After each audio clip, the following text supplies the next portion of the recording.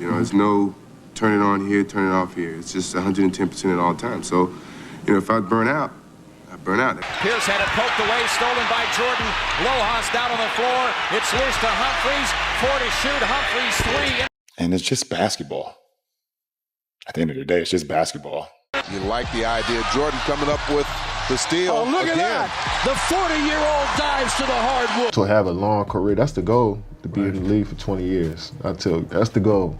You know, it's all about winning championships and winning. Kevin Durant stepped onto LeBron's podcast and dropped a comment that crossed a line nobody thought he'd ever touch. And the wild part, LeBron sat there cracking up like he just heard the funniest joke in the world. They really thought they could take a slick shot at Michael Jordan's legacy and slide away unnoticed. But what came afterward proved they misjudged the entire basketball world. The reaction was instant. Former players started calling it out, fans erupted online, and the truth behind Jordan's legacy didn't need defending with words. The facts alone made LeBron and Durant look reckless. This all unfolded on Mind the Game, the show LeBron hosts with JJ Redick, where Kevin Durant and Steve Nash pulled up as guests. The whole point of the show is supposed to be real hoop talk between real hoopers, but this episode flipped into something totally different. Instead of insightful basketball talk, it turned into a low-key gossip circle where two of the biggest stars of this generation casually tossed shade at the greatest player to ever touch a basketball. And they did it while smiling like they were being slick geniuses. Yeah, I'm 10, 12 years in, I got 4 MVPs and 4 championships, but do I still want to do this shit? You know what I'm saying? You know how hard it is. Some people say, I want to go play baseball. Hello? You play to win the game. You don't play to just play it. Durant started off talking about commitment, how players hit a point in their careers where they have to ask themselves whether they still want to keep going after so many seasons.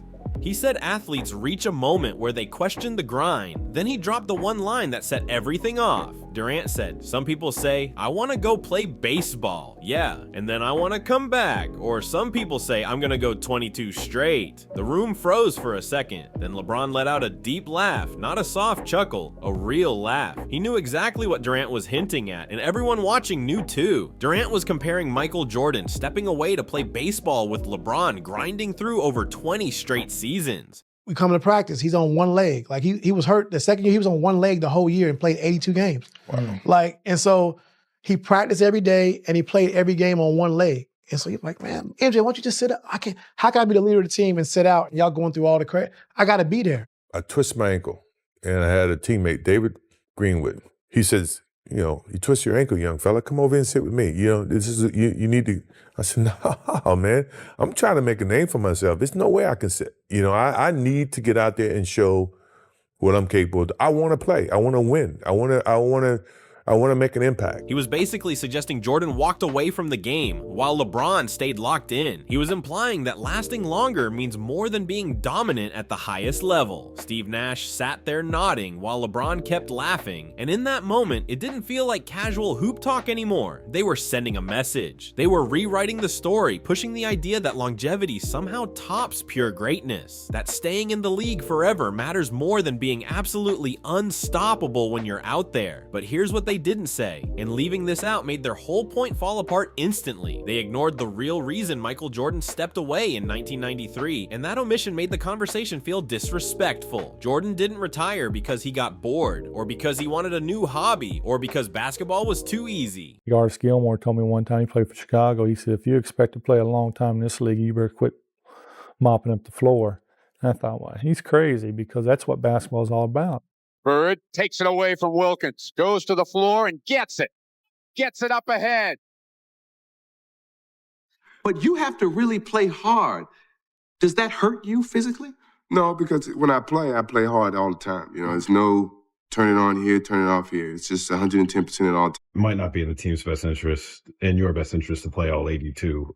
Is that something you've thought about at all since you made the goal Maybe that's a goal, but we'll see. He retired because his father, James Jordan, was murdered during a robbery. He was shot and left on the side of the road. The same man who pushed Michael to chase greatness, who believed in him before the world ever did. At the absolute height of his career, after 3 straight championships, Michael Jordan walked away not because he quit, but because he was grieving, because he wanted to honor his father's memory by chasing the baseball dream they talked about together. It wasn't some playful decision. It was tied to one of the most painful moments of his life. So when Durant casually tossed out "some people play baseball" with that grin on his face, he wasn't making some clever comparison. He was trivializing something incredibly personal to Jordan, and LeBron sitting there laughing made it even worse, like he was co-signing the whole moment without missing a beat. Neither of them mentioned the real context. Neither brought up James Jordan. They didn't offer any respect or acknowledgement. They just made their joke and kept it moving like the story didn't matter, and they really thought nobody would notice. Let's break down the moment Michael Jordan actually stepped away from the game, because people love twisting this storyline. Did he retire after getting bounced in the first round? After getting embarrassed in the finals? After his team collapsed? No.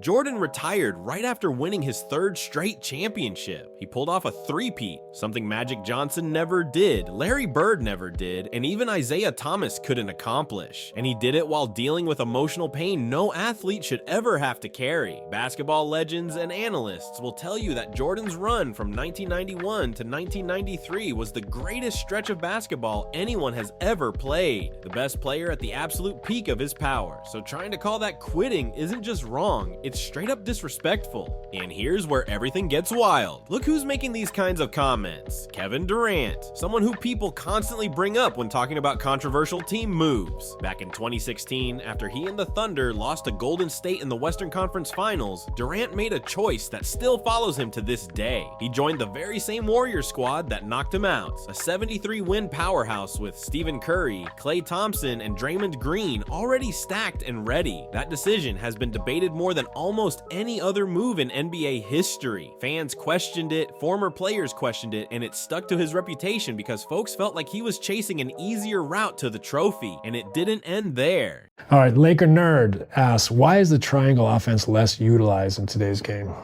To try to run the triangle offense right now, it'd be very challenging, just because how the game is played and also how defense is covering. 10 to shoot. Jake going right to the rack, no defensive communication. Why is ring culture so much more prevalent in the NBA than in other sports? Yeah, it's funny. I don't know. I don't know why it's discussed so much in our sport and why it's the A-all, B-all of everything. I'm available to go and be in the pro. If OBJ shows up, he might score 100.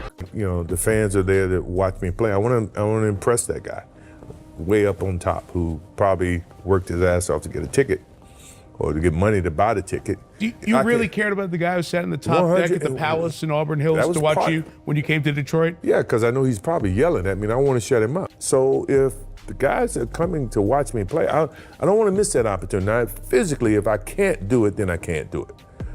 But physically, if I can do it, and I just don't feel like doing it, that's a whole different lens. What do you think of when you hear the term load management thrown around? It shouldn't be needed, first and foremost. You know, I never wanted to miss a game because it was an opportunity to prove. It was something that I felt like, you know, the fans are there to watch me play. I want to impress that guy. After leaving the Warriors, Durant requested a trade from Brooklyn when things didn't work out the way he hoped. Pressure built up, expectations got heavy, and the situation fell apart, and he asked out. Then he went to Phoenix, and once again, the partnership didn't last long before he wanted a different direction. So seeing him label Michael Jordan a quitter hits differently when you lay out his history, especially considering how often he's switched teams.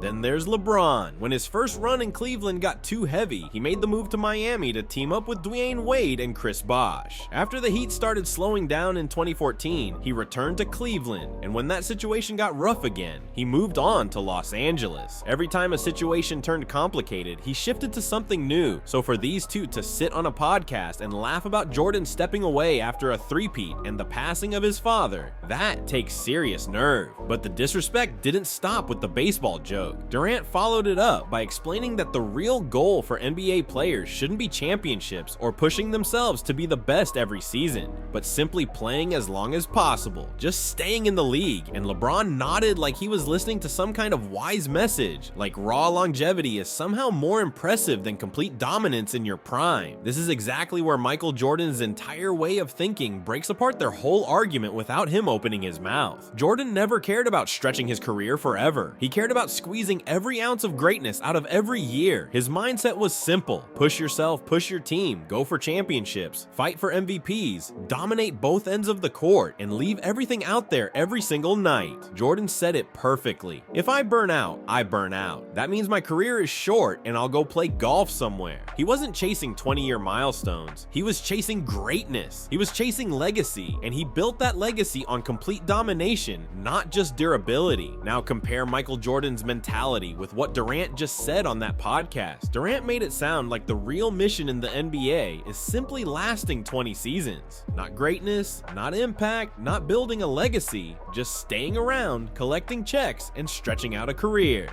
Meanwhile, Jordan played 15 total seasons, really closer to 13 full years when you factor in his retirements. And in that time, he stacked 6 championships, 6 finals MVPs, 5 MVPs, 10 scoring titles, and 9 all-defensive selections. That level of production isn't just special, it's nearly flawless. Now look at Durant and LeBron together. Between the two of them, they've played 39 seasons, almost 3 times as long as Jordan's top stretch, nearly 4 decades of combined basketball. And what's the total result? 6 championships between them, 5 MVPs, 6 finals MVPs, 5 scoring titles, and just a handful of all-defensive nods. Almost 40 seasons to produce numbers Jordan matched, and even passed in basically a single dominant decade. Twice the time, half the outcome. That's the difference between longevity and true greatness. Jordan didn't just talk about his approach, he lived it every night. When he entered the league in 1984, he played all 82 games as a rookie, all of them. That season, 40 players around the NBA played every game because that was the standard. That was what the job demanded. Jordan averaged 38.3 minutes that year, ranking near the top of the league, and his total minutes were only behind Buck Williams and Larry Bird. The moment he stepped into the NBA, Jordan was built like an Iron Man, and this wasn't during some comfortable era with perfect conditions. This was when basketball was rougher, tougher, and way more physical. Teams flew commercial. They had one trainer, one strength coach, and practices were long, heavy, and constant. Back-to-backs were normal, and 3 games in 4 nights happened all the time, yet players showed up because that was the culture of the league back then. In the 1999-2000 season alone, 58 players played all 82 games. 58, more than half the league suited up every night and gave fans what they came to see. Now compare that with recent seasons. 2022 had the fewest full season players in league history. Then 2023 broke that record. Then 2024. Then 2025. The worst availability in NBA history is happening right now, in an era where players have every resource imaginable: private jets, full medical staffs, sports science teams, custom nutrition plans, high-end recovery machines, cryotherapy, skilled therapists, sleep specialists, everything a pro could possibly need to stay healthy. And still, players are on the court less than ever. Why? Because the mindset changed. It shifted the moment LeBron started load managing. When he began sitting out because he was tired, it sent a message across the whole league. If the superstar can rest whenever, then why not everyone else? Role players started resting. Bench guys started resting. And soon the whole NBA moved into a new mentality. Regular season games didn't feel important unless it was playoff time. Now the trend has gotten so normal that players are even sitting during postseason games. It's reached the point where missing games is acceptable, even when fans are paying massive amounts of money to see their favorite players in person. And the craziest part is how quickly that standard became normal around the league. Jordan explained everything without ever saying LeBron or Durant's names, and that's what made his stance hit even harder. He talked about load management, about players resting even when they're perfectly healthy, about choosing comfort instead of competition. He said, "I never wanted to miss a game because it was an opportunity to prove myself. The fans are there watching. I want to impress that guy way up in the top deck who probably worked his butt off just to afford a ticket." That right there shows the difference in mentality. Jordan respected the game like it gave him life. He respected the fans that showed up to watch him hoop. He understood being an NBA player is a blessing, not some weight dragging you down. Meanwhile, LeBron has played a full 82-game season just once in over 2 decades. Once. That's something players like Bird, Kobe, Duncan, and even Allen Iverson managed to do multiple times. Yet the face of the modern NBA, the guy constantly compared to Michael Jordan, only completed a full schedule one single time. And Durant? He's played all 82 games only 3 times in his entire career. 3! These are the same guys talking like longevity is a trophy by itself. Like simply showing up to the gym is more impressive than dominating the floor once you get there. They're trying to make it sound like sticking around matters more than actually performing. There's a story that captures Jordan's whole mentality in one moment. Former Bulls big man Artis Gilmore once told rookie Michael Jordan, "If you expect to play a long time in this league, you better quit mopping up the floor." Meaning, stop diving for loose balls, stop going all out, stop putting your body on the line every night. And Jordan's reaction? What? He's crazy. That's how he felt, because to him, that was basketball. Jordan didn't worry about lasting 20 seasons. He cared about doing the job the right way, competing every night,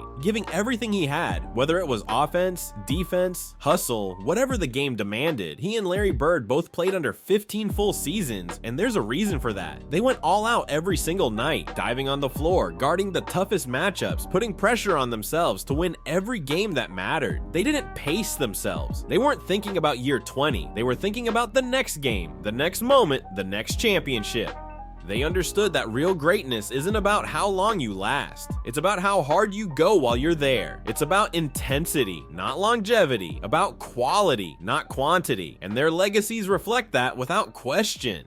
Nobody questions Bird's greatness just because he only played 13 seasons. Nobody questions Jordan's greatness because he retired more than once. But everyone questions players who spent more time in the league and came away with less to show for it. Longevity without dominance doesn't impress fans, and it definitely doesn't impress legends. So when that Mind the Game episode aired, the backlash hit instantly. Fans rejected it. Former players rejected it. And Jordan's old teammates really rejected it. Stacey King, who won 3 rings with Jordan in Chicago, didn't hold back at all. He jumped on his show and joked that the podcast should have been called Crimea River. Then he tore into LeBron and Durant for constantly trying to push narratives to make themselves look like the true greats. Stacey King didn't hold anything back when he broke it all down. He said, "Great players don't have to tell people they're great. You let fans do that. You let people debate it on talk radio and podcasts. Players don't have to do that." And he's right. The legends never had to announce themselves. King continued, "We all know you're great. You don't have to tell us. When you start going around trumpeting that you're great and pointing out what separates you from everyone else, that's a problem." Then he delivered the dagger. That's why I call it the Crimea River podcast, because you're just crying and moaning about what they said. That shot had everyone talking, and he didn't stop there. King called out Durant's whole longevity angle and exposed the huge contradiction behind it. He reminded everyone that Durant said playing 20 years proves dedication and hard work, but left out the part where he barely plays full seasons. King highlighted that Durant has only played 82 games 3 times, and LeBron? He's only done it once. That kind of comparison hit hard because it showed the gap between what they preach and what they actually do. King also broke down Durant's playoff track record after leaving Golden State and didn't sugarcoat a thing. He pointed out how KD still hasn't shown he can win without Stephen Curry backing him up.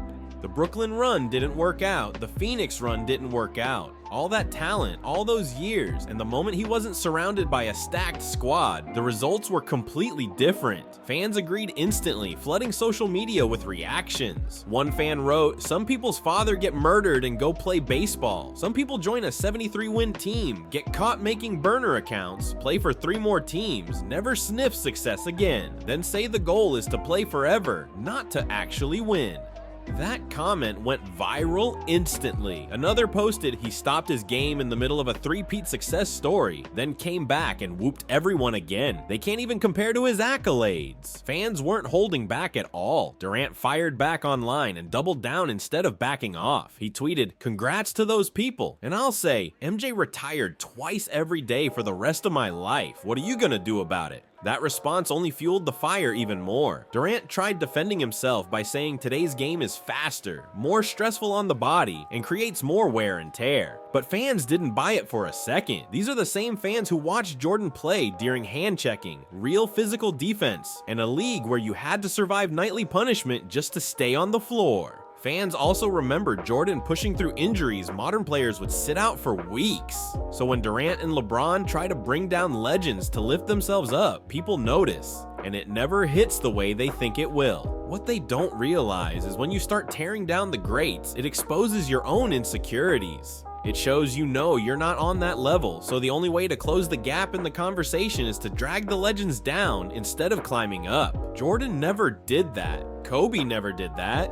Both respected the icons who came before them and honored the history of the game. They built their legacies through winning, not by debating on a podcast about who quit and who didn't. And here's the part Durant and LeBron don't fully grasp. Jordan's legacy doesn't need protection. It stands on its own. NBC literally brought Jordan back into the NBA landscape recently, not as a player, but as an ambassador, as a respected voice, as someone who can help reshape the culture issues the league is dealing with today. That move alone said everything, because even now, more than 20 years after retiring, Michael Jordan still carries more influence and cultural power than LeBron James and even Commissioner Adam Silver. That's the kind of legacy you can't touch, and definitely can't tear down with a joke on a podcast. When Michael Jordan speaks, the whole basketball world stops and pays attention. If Jordan says players should compete, show up every night, and respect the fans who spend their hard-earned money to watch them, that message hits different. It lands. It shifts the culture instantly. And that right there is Jordan's real response to Durant and LeBron. Not a tweet, not a podcast appearance, not some online argument, but pure influence. His response is the fact that his name still carries more weight than anyone playing today. His response is that when the NBA needs help fixing the culture, they don't call LeBron, they call Michael Jordan. They bring back the standard setter, the guy who showed an entire generation what excellence actually looks like.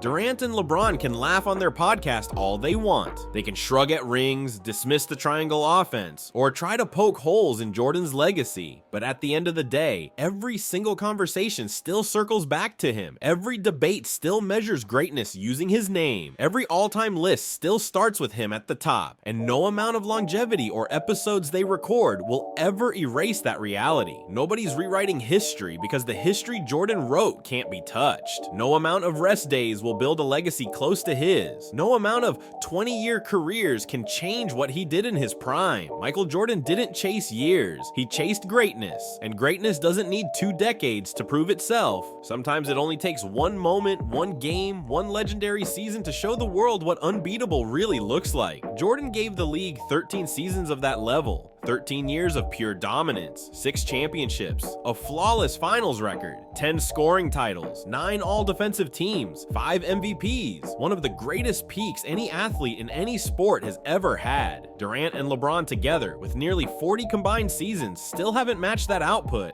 and deep down, everyone knows they never will. So yes, Michael Jordan responded to Durant and LeBron, he just didn't need to speak their names to do it. His legacy did the talking. His competitive mindset did the talking. His entire approach to the game has always been the loudest answer they'll ever get. Louder than any joke they crack, louder than any stat they stack, louder than any clip from their podcast. Because at the end of the day, when people think of basketball greatness, they don't think of longevity, they don't think of rest days, they don't think of microphones or debates. They think of Michael Jordan. Pure, undeniable, unstoppable greatness that still echoes through the league decades later. If you believe today's NBA needs to find that fire again, smash that like button. If you think players should respect the game and honor the legends who built it, drop a comment below. And if you want more breakdowns exposing what's really happening behind the scenes in basketball, make sure you hit subscribe. This conversation is just getting started.